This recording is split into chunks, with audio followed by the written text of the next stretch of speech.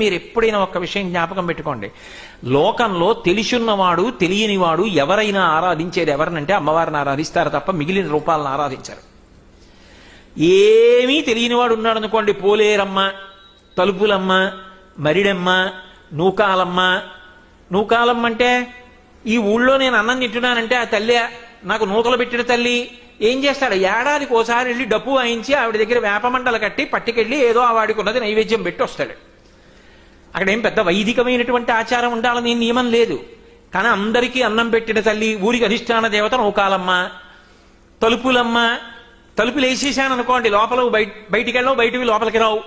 లోపలున్న అలక్ష్మి బయటికి వెళ్ళిపోవాలి, బయట నుంచి యోగం కలగాలి, నాకు మనవడు కావాలి, నేను శుభవార్త వినాలి కదూ, ఆ శుభం నాకు మనవడు రావాలి లోపలికి.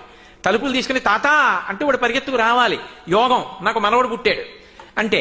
అది ఇవ్వగలిగినది తలుపులు తీసి మనవడినిచ్చింది తలుపులమ్మ.